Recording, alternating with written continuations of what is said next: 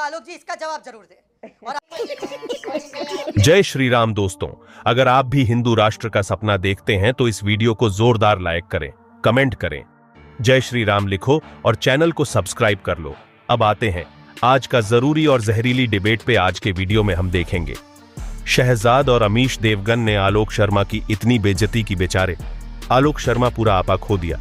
मतलब गुस्से में इतनी बुखलाया आएगी, पब्लिक सोच में पड़। पिक्चर चालू करो बे। राजस्थान में सबसे ज्यादा इन्वेस्टमेंट गहलोत जी के समय अडानी का था। छत्तीसगढ़ में भूपेश बाघेल अडानी को बगल में लेकर बैठते थे। कर्नाटका में आपने दावतें अडानी दी है कि भाई आइए निवेश कीजिए। पंजाब में अडानी का प्रोजेक्ट चल रहा है तो वहां पर अडानी चमत्कार करता है और बाकी जगह गुनहगार हो जाता है। गजब है। आखिरी बात सुनिए, मैंने बीच में नहीं बोला। आलोक जी प्लीज आपको थोड़ा पेशेंस दिखाना। अमीश जी प्लीज मैं आपसे रिक्वेस्ट कर रहा हूं, कृपया करके अमीश जी कृपया करके Amish ji this is not correct debate. Amish ji ये डिबेट करेक्ट तरीका नहीं है। मैं आपसे रिक्वेस्ट कर रहा हूं। अब अमीश जी आखिरी बात, और अगर हिम्मत हो आलोक जी में तो आलोक जी इसका जवाब जरूर दे। और आलोक जी हंसना नहीं है, गुस्सा नहीं होना है और अमीश जी को कुछ बोलना नहीं है, जवाब देना है आपको। इलेक्शन कमिश्नर 1952 से लेकर 1990, अमीश जी आप चेक कर लीजिए, हिस्ट्री का आप भी स्टूडेंट है, एक मेंबर होता था इलेक्शन कमीशन में अपॉइंटेड डायरेक्टली बाय गवर्नमेंट, फिर मल्टी मेंबर हुआ डायरेक्टली अपॉइंटेड बाय गवर्नमेंट। 2023 के बाद आज लीडर ऑफ ऑपोजिशन भी उसमें हिस्सा है, पर स्टेट के state election commissioner directly appointed by government, no chief justice, no leader of opposition. इनको इतनी बड़ी ये है ना इलेक्शन कमिशन के विषय में, बोल दे कि कर्नाटका में लीडर ऑफ ऑपोजिशन को साथ में लेते हुए अपॉइंट। ओके ओके, कर्नाटक से शुरू करिए आलोक जी, कर्नाटक से शुरू करिए। वहां पे इलेक्शन कमिश्नर की जो अपॉइंटमेंट होती है, चीफ इलेक्शन कमीशन जैसे चुना जाता है, उस प्रक्रिया को बदलिए। कर्नाटक और तेलंगाना, हिमाचल में सेट द वे आउट, और फिर आप बोलिए भारतीय जनता पार्टी को कि आप भी बदलिए। और 10 साल तो 2004 से 14 तक आपकी सरकार थी, क्यों नहीं बदला? अच्छा, आम आदमी पार्टी इस उपचुनाव में 2 सीटें लेकर के आई है, बधाई आप। 5 में से 2। और पंजाब में आप कैसे जीते सबको पता है, कांग्रेस कह रही है। जी मैं आ रहा हूं उस पे, चूंकि एक पे तो गुजरात की जनता ने सर्जिकल स्ट्राइक कर दिया भाजपा के ऊपर।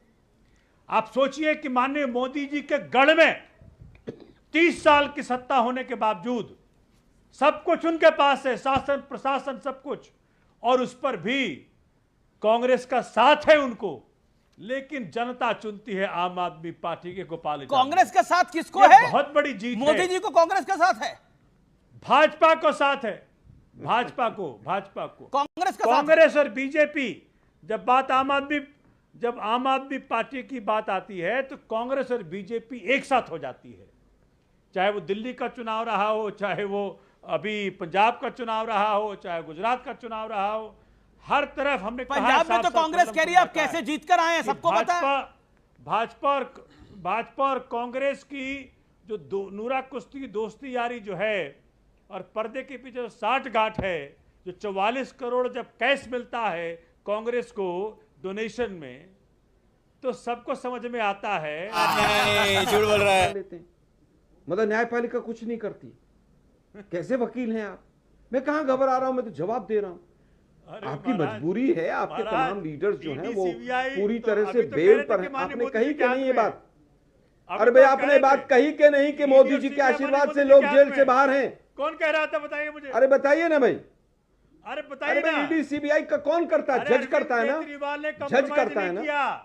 आम आदमी पार्टी ने कंप्रोमाइज नहीं किया। आपने मोदी जी जेल मंजूर है, ये बाबूराव का स्टाइल है। हमेशा से इस तरह के सवाल उठाती रही है, ये कोई नई बात थोड़ी ना। 4000 किलोमीटर यात्रा करके एक आदमी ने पूरी सरकार के 5 फैसले बदलवा दिए पिछले 1 साल के अंदर एलओपी बनने के बाद, और उसके बाद भी आपको ऐसा लगता है? मैं तो कह रहा हूं कि पाठशाला खोलने के लिए आए थे, अभी तो विजिलेंस की एक और वो कमरों वाली भी इंक्वायरी खुल गई है। ठीक है, मेरे पास मजबूरी है, ऊपर से गाइडलाइन होगी कि बीजेपी के खिलाफ नहीं बोलना है, कांग्रेस के खिलाफ बोलना है। सारी इंक्वायरी खुली पड़ी है। सोमनाथ जी ओके, संगीत मैं प्रोफेसर संगीत का रुख करता हूं।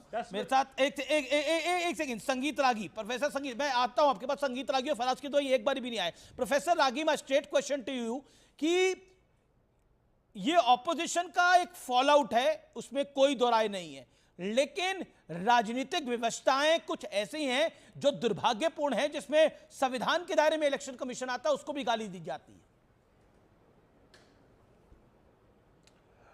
और कांग्रेस आपके चैनल पर बैठ करके लड़ रही है, तो हम और कांग्रेस और आम आदमी पार्टी भी लड़ें तो ये नहीं हो पाएगा, क्योंकि समाजवादी पार्टी आदरणीय अखिलेश यादव जी ने ये समझ लिए बीड़ा उठा लिया है कि जब तक के भारतीय जनता पार्टी को जैसे पार्लियामेंट के इलेक्शन में उत्तर प्रदेश में धूल चटाई थी, वैसे ही आने वाले सारे चुनाव में धूल चटाएंगे। अब देखिए, लेकिन एक बात यहां पर इंपॉर्टेंट है, इंपॉर्टेंट ये है कि हमारे राष्ट्रीय अध्यक्ष आदरणीय अखिलेश यादव जी का बिल्कुल क्लियर कट विजन है कि अभी दिल्ली में इलेक्शन हुए थे, हम आम आदमी पार्टी के साथ में थे, और ये कॉमन सेंस की बात है कि जिस पार्टी का वोट शेयर 50% के ऊपर था हम उसके साथ थे, हमने भारतीय जनता पार्टी को हराने की कोशिश की।